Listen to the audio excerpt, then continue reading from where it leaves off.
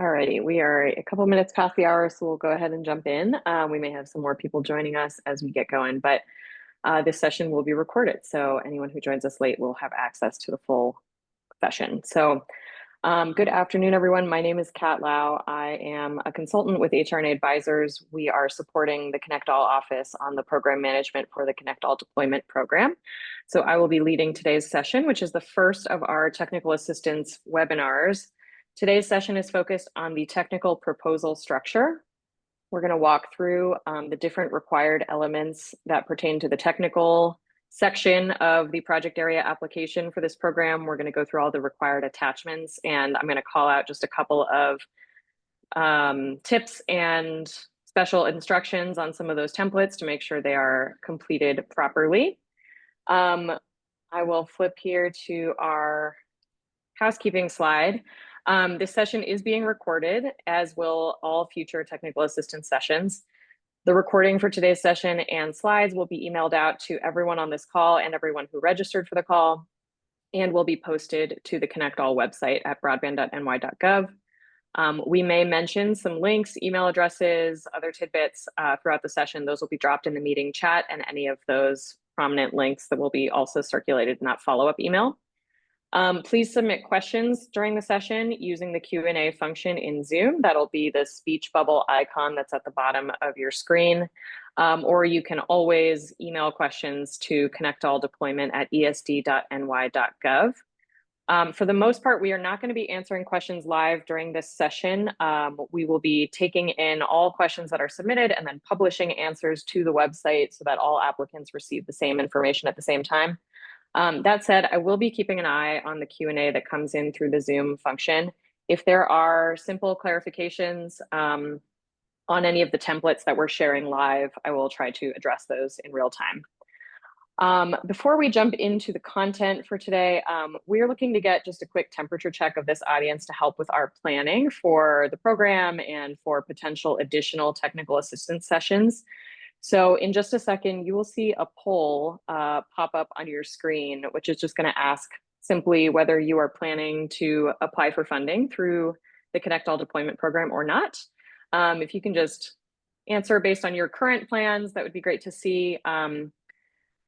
Yeses are great, but if you respond no, or you're not sure or need more information, then definitely feel free at any point to email connectalldeployment@esd.ny.gov with any questions that you have about the program, or if there is specific additional information or support that might make you more willing or more likely to participate in the program, then definitely feel free to share that input via email as well. And thank you for your responses. All right, we will move on. So first, just a quick refresher on the ConnectALL deployment program. This will be familiar to folks at this point who have been attending some of our previous sessions, so I'll go through these quickly. But this is our program that is funded through the federal BEAD program. We have about $644 million to reach unserved and underserved eligible locations throughout the state. We have released the request for applications back in December, and the deadline for applications is February 7th. We seek to identify grantees who will be able to deploy broadband across the state, who we will enter into incentive proposals with. All awards through this program are subject to NTIA approval. So that is reflected on this program timeline, which you will have seen before if you attended our info session. Basically, the RFA was released in December. We are currently January 15th at our first technical assistance webinar. The proposal deadline, as I mentioned, is February 7th, and then we will be going through an evaluation and review process over the following months, culminating in submission of our final proposal to NTIA at the end of July. So that final proposal will include details of all of our potential awards through this program, and all of those awards will be subject to approval by NTIA. So getting into the contents for today, we're going to talk through the application structure. These first slides are going to also be a bit of a refresher from the information session, but just to recap, the way the application is structured. In order to participate in this program, you must be pre-qualified. You must have gone through our pre-qualification application process. A pre-qualification application pertains to the applicant as an entity and is the overarching pre-qualification application for that entity. So you only need to submit one, regardless of how many project area applications you may be submitting through this request for applications. So you'll see the pre-qualification application in this graphic is sort of this overarching umbrella that covers all subsequent applications. This RFA is concerned with the project area applications, and you'll see through this graphic you can submit multiple project area applications. Each project area application, as the name implies, corresponds to a single project area. And ConnectALL has divided the state up into project areas, the list of which is available on our website. Within an individual project area application, there can be multiple project proposals. And this kind of nitty-gritty is what a lot of this session is meant to clarify, because there are different permutations for how these proposals can be set up, and the way that affects the materials that need to be submitted as part of the application can be a little confusing. So that's what we're going to hopefully clarify today. So within your project area application, you can theoretically submit up to 6 project proposals. And these can fall into one of 2 technology categories. They can be either priority broadband projects, which are exclusively fiber projects, or reliable broadband projects, which can be a mix of fiber and other technologies or entirely other technologies.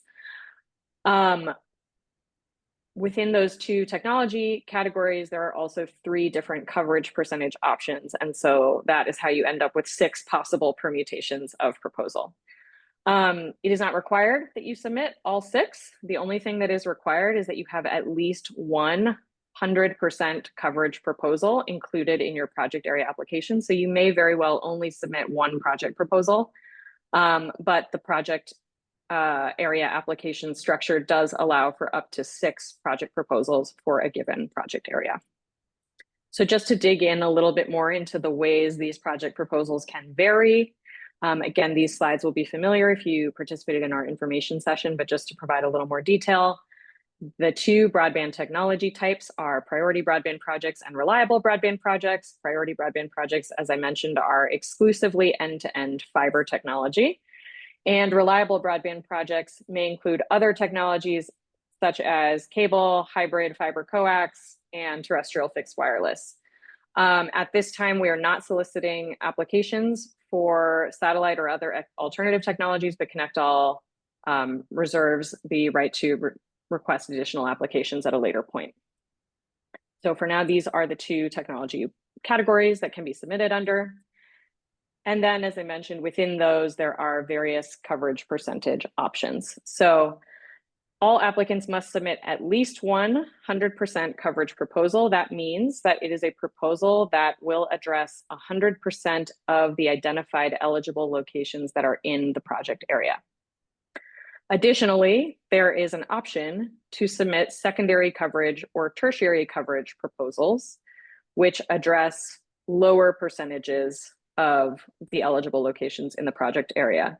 And those are defined, specific, numbered percentages that the ConnectALL office has identified. They are available in the project area list that is on our website. And each project area has a specifically defined secondary coverage percentage and tertiary coverage percentage, which each have specifically defined location counts associated with them. So if you plan to submit a secondary coverage proposal, there will be in that project area list a specific number of locations mandated that are included in that proposal. And same for a tertiary coverage percentage proposal, or tertiary coverage proposal, I'm sorry. Please note, not all project areas have a tertiary coverage percentage. So if you see that column is blank for your project area, don't worry, that is deliberate. Only certain project areas have been assigned a tertiary coverage percentage. So for those secondary and tertiary coverage proposals, the specific number of locations you must include is defined and mandated by ConnectALL. However, you have discretion to select which locations within the project area get excluded to get you down to that secondary or tertiary number. When you are putting together your proposal, there is a question in the CFA portal that asks you which variants of proposal you are including in this project area application. So this is question 16750 in the portal.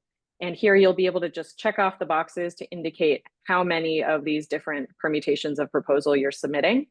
And these answers here should correspond with the materials that you submit as attachments, which we'll get into next. So getting into the actual materials that must be submitted as part of your technical proposal. This is a slightly modified version of a table that appears in the RFA. I believe it is on page 22 of the RFA that this starts. But focusing for now just on the section that pertains to the technical proposal portion of the application. These are all the different listed or the different required attachments and materials that must be submitted to form a complete technical proposal. And we're going to go through each of these one by one to just make sure that all the instructions are clear and call out a couple of specific things to pay attention to. Please note the items that are shaded in light blue here are items where the materials that you submit will vary based on which project proposals you are submitting. So that is the crux of the sort of confusing nitty-gritty we're getting into today, is when these materials do vary by proposal type, you will need to submit potentially multiple versions of the file if you are submitting multiple project proposals. So I'll talk about that in more detail for each of the templates where that applies. But the ones that are not shaded blue here do not vary by proposal. It's only one template that you need to submit for your application. So those are a little more straightforward. So we're going to go through this list kind of from top to bottom. I'm actually going to skip the project details template first because as we'll see in a second, that template is sort of the summary or roll-up of a lot of the information that's included in the other templates. So we actually recommend that that one be completed last.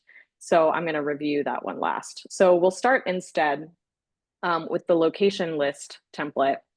And if you viewed a previous technical assistance recording that was posted on the ConnectALL website, you will be very familiar with how to access this information, but I'll just give a quick recap. On the ConnectALL program website, the ConnectALL deployment program website, within the section that is called application information, you will find all of the links to all of the application templates, as well as the RFA itself, our Q&A, which is being added to on a rolling basis, application instructions and checklists, other reference materials. But to start with our materials list for the technical proposal, the location list template is linked right here under application templates. And if you click this, it will take you to a Dropbox site where all of the specific templates for individual project areas are available for download. So for the purposes of today's presentation, I am working with just the first project area location list that is in the Dropbox site. So I've chosen it somewhat randomly, but when you navigate to this site, you click into this folder, you'll see county and tribal nation in the state. And within each of these individual folders, you'll be able to click in and see the individual templates that you can download. So for the purposes of this presentation, I'm working with project area 36001-1. That's just the very first one in the folder. So I'm going to go ahead and open that up here and point out a couple of things about this template. So these templates, because they are project area specific, you will need to make sure that you're downloading the most recent version that's available on that Dropbox site. Please make sure to check on the program website, the project area change log, because we are making limited revisions to some of the project areas as new enforceable commitments are confirmed. So please do check this before you download your final version of your template that you plan to submit. But going into this template, you will only need to submit this template once for your entire application. So you'll see this one is set up such that it has columns for each of the different project proposal types. So you will just fill in the columns that are relevant to the project proposals that you are submitting, but all of that is going to be contained within this single sheet. So you will only need to upload one file. Please note, there is a column here to indicate whether or not you already serve any of the locations in this project area that you're applying for. If you do, you will indicate yes in this column, and then note that you should, for any other proposal that you are submitting, or for any proposal you are submitting, you should also indicate yes, that that location is included. The logic of this is just, at the end of the day, is that location going to be served or not? Yes or no? We want to know that it's a yes if it's part of your proposal. And then if you have flagged that it's already served, just expect that ConnectALL will require additional information on that. So that's just one peculiarity of these instructions if you are planning to flag any locations as already served. I think that was the main piece that I wanted to call out for this template, but otherwise every set of columns for the proposals should be fairly self-explanatory. You're just going to note whether or not the location is included in your proposal. As I was mentioning earlier, for a secondary coverage or a tertiary coverage proposal, you have the opportunity to exclude certain locations to get down to that secondary or tertiary number. So this is where you would tell us which of those locations are excluded. And then you'll see in the columns for the reliable broadband projects, because those can be a mix of technologies, there's an additional field here to specify which technology is going to serve each of the locations that you are planning to include. That field does not appear in the priority broadband projects section because all of those projects are fiber. So that is the location list template. And then the CAI list template, which is the next one on our list, accessible through the same page on the website. And this link will actually take you to the same Dropbox. So here you'll see the parent folders, and you'll just go into the CAI lists folder instead of the location lists folder. And the structure is very similar. We have folders here for all the counties and tribal nations in the state. You'll be able to click into an individual county and download the CAI list template that is specific to your project area. So again, for the purposes of today, I'm again working with project area 36001-1. So I'm going to open up the CAI list template for that project area. And just as with the location list template, there's only one version of this file you need to submit, regardless of how many proposals you're submitting. So there's fewer columns here, but you'll see again, there are columns set up for each of the individual proposal types that you may submit. You will just fill out the columns that are relevant to the project proposals that you're submitting. And then a similar mechanism to the location list template, there is a column here as well to indicate if you already serve any CAIs on this list. Please note that for CAIs, the threshold to consider it already served is higher. It is the standard is that you serve it with at least 1 gigabit symmetrical service. So please make note of that before you mark any of these as yes. But just as with the location list template, if you mark any of these as yes in column O here, you will want to also mark them as yes included for any of the project proposals that you do submit. And this one is just a simple yes or no. There's no further detail that's required in this template. But these are the optional CAIs that you can choose to serve as part of your proposal. Okay, going back to our master list, the next set of documents is the network design. So for this, there isn't a set template for the network design, but you will need to submit a single network design package of materials per broadband technology type. So this is shaded light blue. This is one of those ones that does vary based on which project proposals you're submitting. So if you are submitting priority projects and reliable projects, you will need to submit 2 network designs covering each of those technology scenarios. So please do clearly indicate on the first page of your network design package which technology type it corresponds to. We do recognize that the format can differ a bit between different entities putting together network design packages. So again, there is no set template for this. However, the RFA does include specific requirements for the network design contents. And so those are here, starting on page 16 of the RFA, you'll see a long set of bullets of all the information that needs to be included in the network design. Appendix A of the RFA also has some performance requirements that you'll definitely want to make sure are incorporated.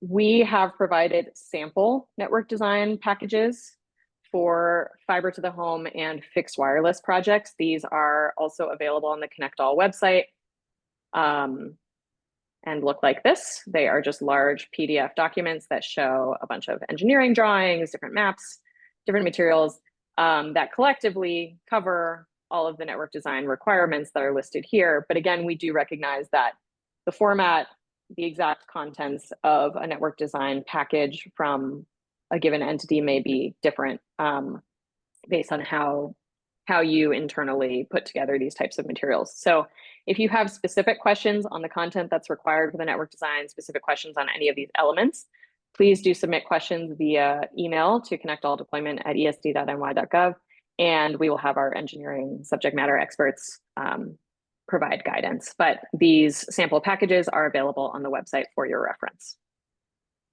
Okay, going back to the master list, the next item is the professional engineer's certification. So only one of these required per project area application. Oops, sorry.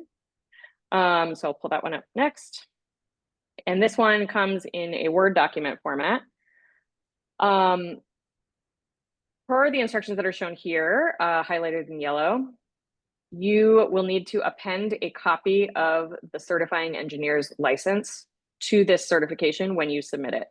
So you can delete this highlighted note before you actually finalize the document, but you'll have your certifying engineer fill out the details here, sign, provide the seal from the state or territory that is that they're licensed in, and then you will attach a copy of their license to this document and upload that all as a single file.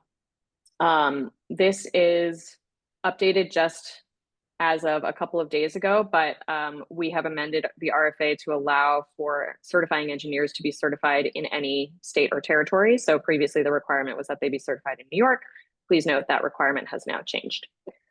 Okay, that is all I wanted to highlight for this one.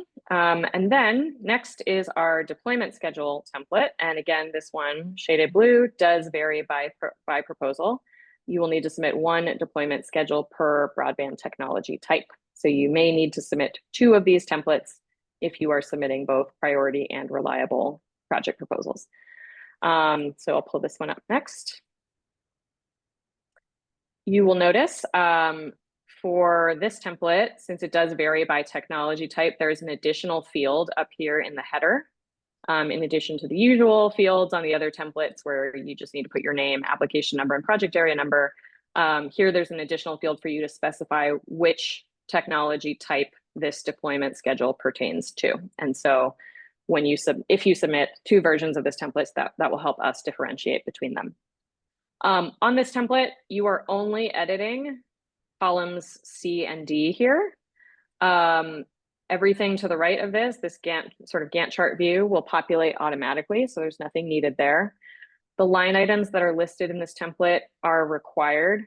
However, you can add additional line items if you'd like to provide more detail. These are, however, the minimum items that need to be included in your deployment timeline. Please note also that the dates in this template are relative. Since our award process, as I was saying at the beginning, is subject to NTIA approval, we don't know exactly when on the calendar projects will commence. And so instead of calendar months and years, everything here is just numbered as, month 1, month 2, month 3, year 1, year 2, year 3. So please build your timeline accordingly. Okay. Next, we will look at the service details template. Just like the previous one, this one also varies by broadband technology type. So when I open this one up, you will see it also has that extra field at the top for you to specify which technology type it pertains to. And in this template, the instructions are fairly straightforward, I think, on how to complete these different tables, but I will call out 2 specific things. So firstly, for the low-cost service option, as you will know if you've reviewed the RFA, there is an opportunity to request a waiver to the pricing requirement of the low-cost service option. So if you are submitting a waiver, and we'll look at that template in a second, on this template, the service details template, you will just note, yes, that you are requesting a waiver. And then the service details that you list here should match the service details of the proposed alternative low-cost service option that is included in your waiver request template. So there are a couple of places where there's information in one template that should match information in another template. This is one of those. So just calling that out to make sure that that's something you check before you submit. The other piece I'll call out here is the best offers by speed table. So in the RFA and in ConnectALL's initial proposal volume 2, there's a scoring methodology laid out that includes a criterion for affordability. And so the information submitted in this best offers by speed table is actually what that scoring is going to be based off of. So as described in the initial proposal volume 2, ConnectALL will be identifying the lowest service cost of all of the proposals received for a given project area, setting that as a benchmark, and all the other proposals received for that same project area will be scored based off of that benchmark. So the values submitted here are going to be used to determine that scoring. For a priority project, which is again entirely fiber, we ask that you complete both of the rows of this best offers by speed table. For a reliable broadband project, you would only need to complete row 19 here, the 100 by 20 megabit service line. And that's noted in the instructions at the top of this sheet, but I just wanted to call that out live.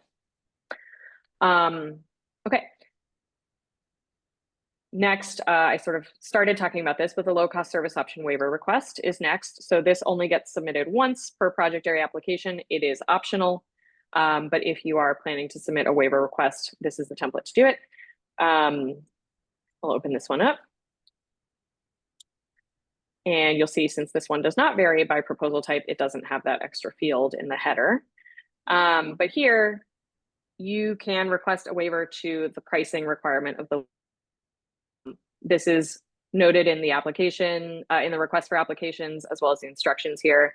But the only piece of the requirement that can be waived is the pricing requirement. All the other aspects of the low-cost service option requirement will remain in place. However, here you can provide a justification as to why the pricing requirement won't work for you. And you can provide details on what your proposed alternative plan would be. And again, this, whatever you describe here as your proposed low-cost service option, if you are requesting a waiver, this should match what is in your service details template. Note, there is also a waiver request template for the low-cost service option that's part of the pre-qualification application.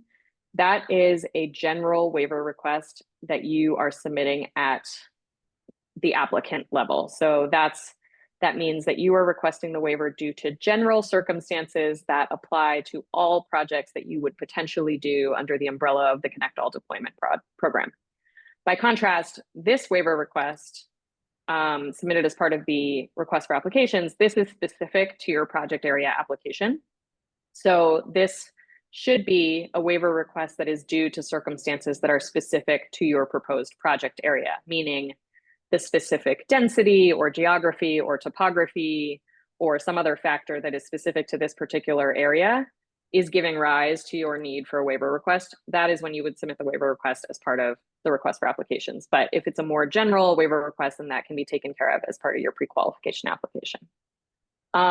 If that distinction was not clear and you already submit your pre-qualification application, then you can provide that information in here and just submit, both or your general waiver request at once.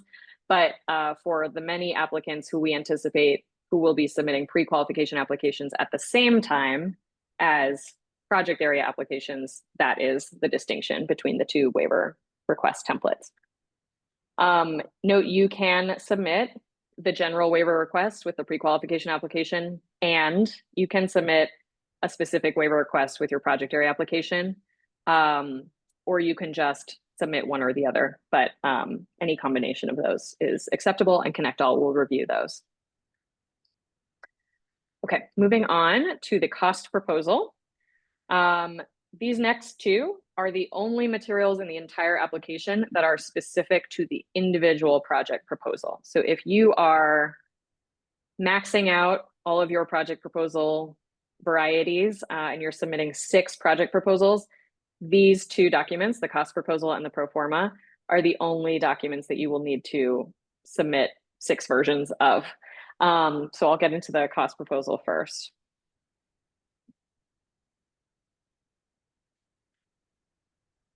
And I'll zoom in here a little bit so it's a little clearer. So this one, you'll see this has the most kind of robust instructions of any of the templates. So please do read these carefully. I think they do provide a good guide. I will call out a couple of things on these tabs. But note, just as with the previous templates, there is an additional field here to specify which proposal this template pertains to. Since this one varies by technology and coverage percentage, there's a little more detail you'll need to provide in this field. But please make sure to fill out all of these so that we can properly associate the templates with the different proposals that get submitted. Okay, so the 2 pieces I will call out here on this template while we're live is, one, how applicant match is entered into this template. So on the cost details tab, I'll zoom in more again. On the cost details tab, you are required to break out all of your project costs into individual line items, including unit cost calculations and some narrative justification for how you got to all the figures. There is a field for each cost line item where you can specify the amount of grant funds that you are requesting for that line item. So the portion of each line item that you plan to request as grant funding, and then that will then auto-calculate the portion of that line item that is part of your applicant match or applicant share. This field, this grant funds requested column on this sheet, and this is described in the instructions, but just to make it a little clearer live, this column is optional. Because we recognize that when putting together your project budget, you may not necessarily be calculating your grant request and your match at the individual line item level. Like you may not be calculating that, 10% of the cost for your network switches are going to be grant funds. If you are calculating that way, then you can enter that detail here. But if you're not, we provide another way to show your match and your grant fund request. So I'll show that in a second. But if you do enter that detail here, or even if not, please just note that the total cost figure that you're calculating here, based on the unit cost and the unit count and that calculation, whatever is reflected in your total cost for each line item should be inclusive of both the grant funding and the match. That is to say, the total cost should be the sum of grant funds requested and applicant share. And even if you don't enter a specific line item amount for the grant funds requested, just know that the total cost in here assumes that there is an applicant share that you will provide elsewhere in this matching funds summary tab. So this is the other option for you to break out the grant funds and match if you're not doing that accounting at a line item basis. Instead, on the matching funds summary tab, you have the option to enter your total match amount broken out by source. And then that will then auto-calculate based on the project, on the total cost. It'll subtract out your match and then auto-calculate the total amount of grant funding. So if you're just doing this accounting at a lump sum basis, if you have the cost detail broken out by line item and that amounts to a total project cost of, let's say, $1 million, again, maybe you're not breaking out every single one of those individual line items into grant versus applicant match, but you know that at the aggregate level, you as the applicant plan to contribute $250,000 to equate to a 25% match. That kind of lump sum accounting can be done on this tab. So again, total project cost is grant funds requested plus applicant share. So all the auto calculations on this tab will reflect that. And you'll just want to make sure that you go back and confirm that that all aligns with the details that are on this tab and then the roll-ups that are calculated elsewhere in the template. These two investment schedule summary and cost summary tabs, they auto calculate based on what you put into the cost details tab. So you'll just want to flip through all these tabs before you finalize and submit your cost proposal to make sure everything is summing correctly and that total project cost is reflecting grant funds plus applicant share.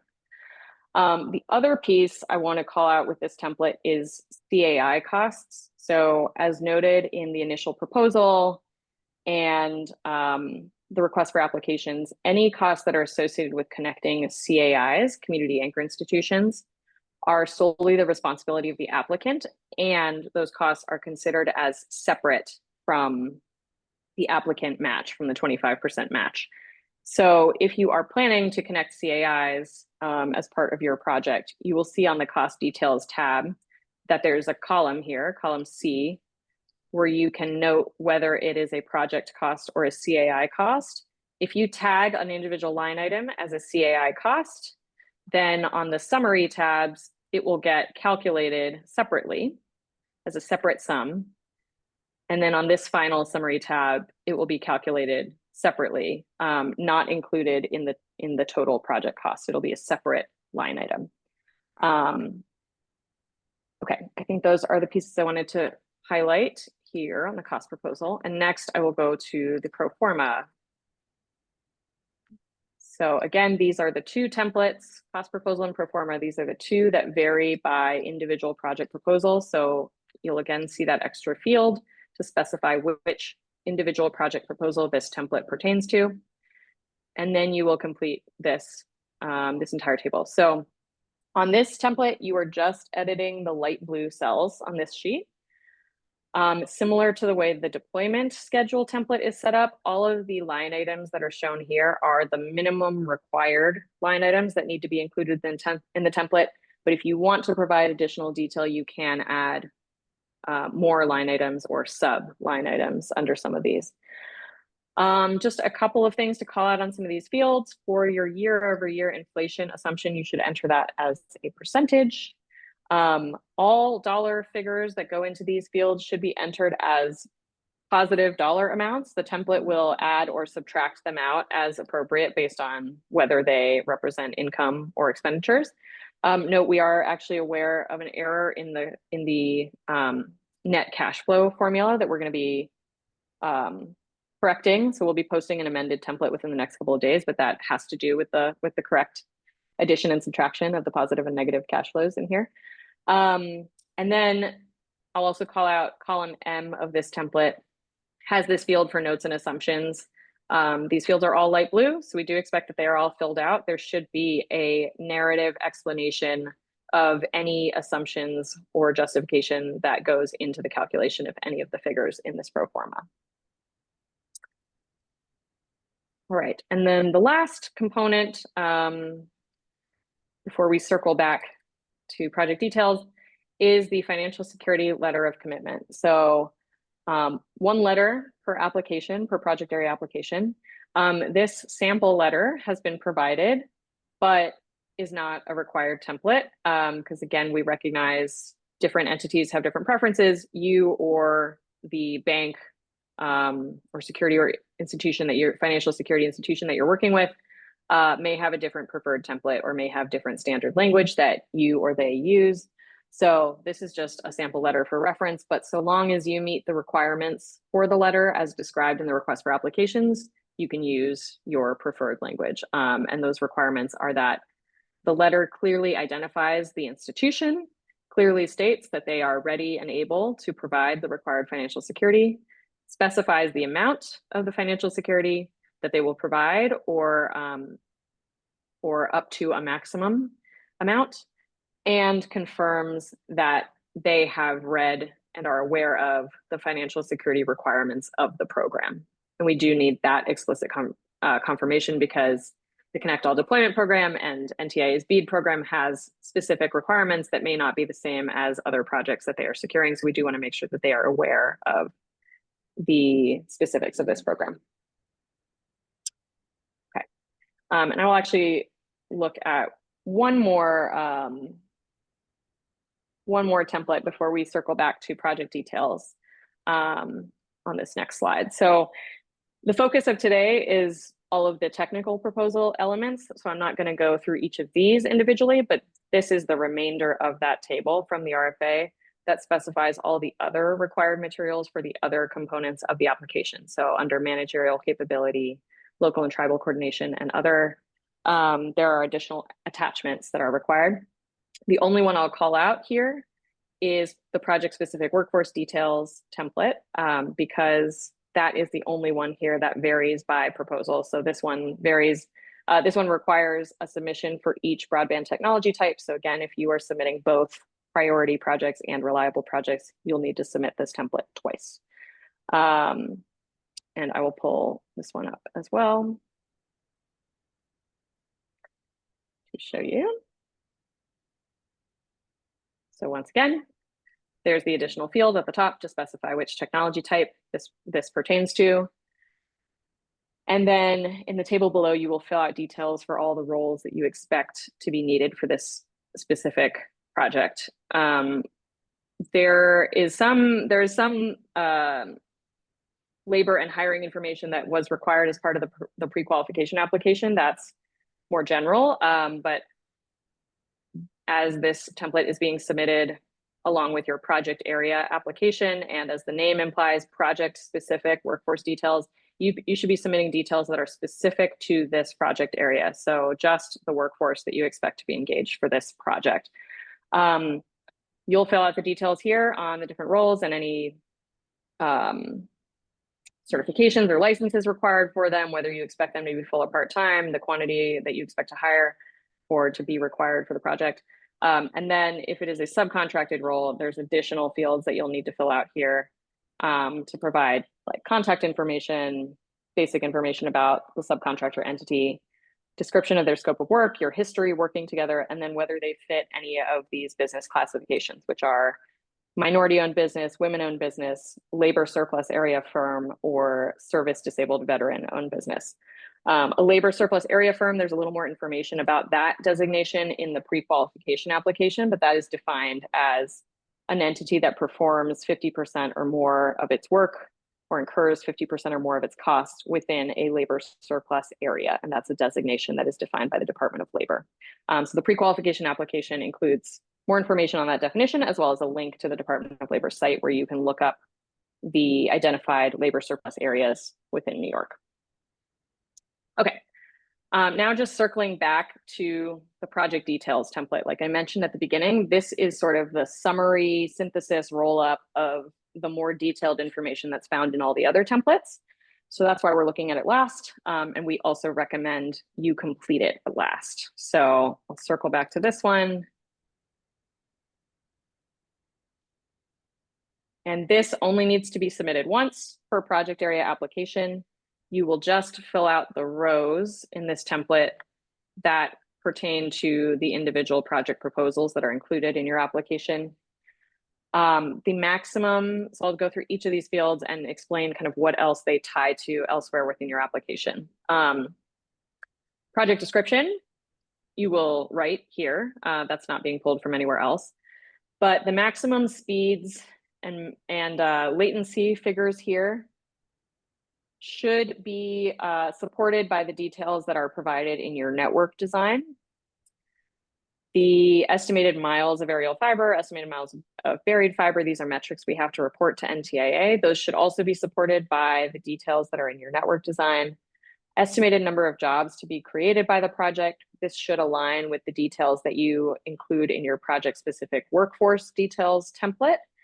And these should be full-time equivalent positions. Number of eligible locations to be served by the project for each of the individual proposals that you include in your application. This number should match the number of locations that you mark as yes included in your location list template. Total ConnectALL funding requested and total matching funds from the applicant. These should match the details in your cost proposal, specific to each individual project proposal. And these, as with the cost proposal template, these numbers will go into auto calculations here on the right. And lastly, total time to deploy the network in months should match what you submit in your deployment schedule template. So as you can see, pretty much all of the values that go into the project details template originate somewhere else. So again, we recommend that this be completed last, but this is an important check when you are finalizing your proposal, you will want to look at your populated project details template against all those individual templates and make sure that values are in fact matching up. Checking those cross-references is one of the first steps of the application review on the ConnectALL side. And so if we do find discrepancies between what's listed in the project details template and what's listed in an individual template, we will reach out to you to clarify or correct that. And so that can delay the overall processing of your application. So please do double check all of those cross-references before you finalize your submission. Okay. With that, I am seeing, let's see, I'm not seeing questions in the Q&A right now that are simple clarifications. The questions that are being submitted, we will be addressing through Q&A. So please do refer to the program website for the definitive answers to those questions. I think also a couple of them that have been submitted, I believe, were addressed in Q&A that was posted on Friday. So please do check that you have reviewed the latest as well. Okay. Before we move away from the material requirements, I will just add a note here. So for the items on that previous chart that were highlighted in blue, where you need to submit multiple files for you may need to submit multiple files for an application if you're submitting multiple project proposals. The CFA portal will only allow you to upload one file for each upload question. So in order to submit all of the required files for the questions that might require multiple submissions, you will need to compress your multiple files into a single zip file and upload that. So as an example, if you have 2 project proposals included in your application, you'll have 2 cost proposals. So you'll need to combine those into a single zip file and then upload that to the question for the cost proposal, which is 16656. There is guidance in the CFA portal on each of the attachment questions as to a naming convention that we request for your files that will apply to the file that you upload. So please rename zip files once you've compressed them before you upload them. And lastly, the table that we just went through that breaks down which proposal materials vary by broadband technology type or coverage percentage. That table is on pages 22 to 24 of the RFA. But of course, you can also just refer back to the slides from this presentation to see that as well. Okay, that is our content for today. Please do continue. We can leave this session open for another few minutes if people have additional questions that they want to submit through the Q&A module. Also, again, as always, feel free to submit to ConnectALL deployment@esd.ny.gov. We are, as you will have seen on our program website, we are releasing answers to questions on a rolling basis. So we will be continuing to update the program Q&A as we get more questions in. I see two questions about timeline, which I will address here, which is just one, and I believe this one was answered in our Q&A on Friday, but a question about whether the pre-qualification is closed, the application's open until February 7th. The pre-qualification application and the request for applications are both currently open and both opened on December 13th. The deadline for both is February 7th. So I think we get into a bit more detail on this in the information session. And you're welcome to review that recording and slides, which is posted on our website. But in order to be considered, in order to have your project area application considered, you must also have a pre-qualification application somewhere in our pipeline. So if you submit them both at the same time, that's fine. We will be reviewing them in parallel. There are many entities who already submitted a pre-qualification application earlier in the year, but there are many entities who are planning to participate in this RFA who did not do that, and so have that opportunity to do so now between now and February 7th. So the deadline for both the pre-qualification application and the RFA is February 7th. And those are two separate applications in our portal. So on the ConnectALL Deployment Program web page, you can find links to the required materials for each of those two solicitations. The stuff we went through today was focused just on the RFA, but there are also recordings posted on that website for previous information sessions we did specific to the pre-qualification application. And then just this other question pertains to the timeline. So I'll answer it here as it's a little time sensitive.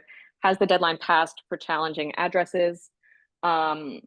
So just to clarify, because the language might be confusing with the word challenging, the state ran a challenge process prior to the release of this request for applications to come up with the final eligible location list for the program. That process is concluded, but we currently are accepting information, updated information on location eligibility. If you have additional locations that are included on our eligible location list that you believe to already be served or be subject to an enforceable commitment or not be eligible for service through this program because, for example, it's a barn, it's not an actual residential location, something like that. There's more information about this process on the website, but that deadline has not passed. The deadline for submitting that information to ConnectALL is January 17th, so that's Friday. And there is guidance on that page of the website, which Rose just put into the chat. There's guidance on that website about what exactly needs to be submitted by Friday to us in order for us to consider that information. So please refer to that website for the more definitive guidance. Okay, those are sort of the time sensitive questions I wanted to answer here. And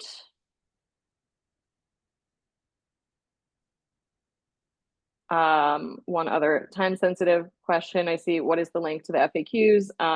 The link to our program website has been dropped in the chat. And that page, basically, let's see. Rose posted a note a couple minutes ago, see the updated Q&A under application information on our website. That link will take you to the updated Q&A.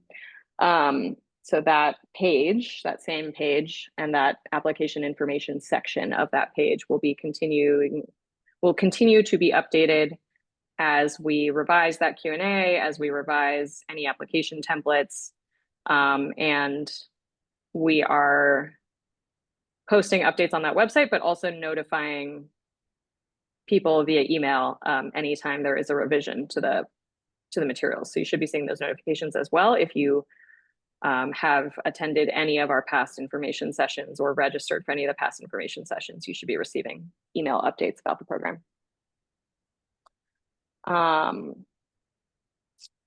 Okay, I think we can wait another minute or two if anyone else wants to submit final questions through the Q&A. Otherwise, again, always open for email submissions at connectalldeployment@esd.ny.gov. And we will be posting answers to the other questions submitted through Zoom here today in our next batch of Q&A.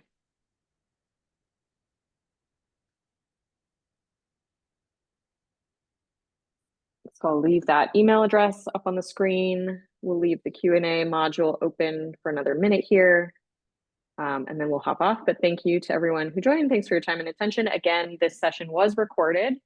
So this recording will be posted on the program website if you weren't able to be here for the entire time, or if you want to share with colleagues who weren't able to make it, this will be available and emailed out to all of you as well who attended, along with these slides.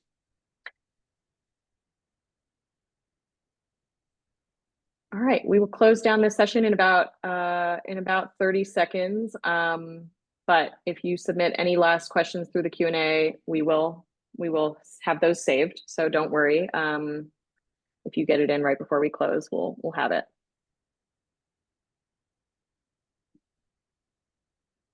All right. Thank you, everyone. A reminder, I could have put this on a slide, but I didn't. A reminder, we have another technical assistance session scheduled for tomorrow from 1 to 2:30 p.m. That session will be focused on various program compliance requirements, including Buy America, Build America, environmental and historic preservation, labor reporting requirements, some other reporting requirements. As with all the technical assistance sessions, it will be recorded and posted to our website. So no worries if you can't make it, but we hope to see many of you in that session tomorrow as well. All right, with that, we can go ahead and wrap up. Thank you so much. Have a great rest of your day.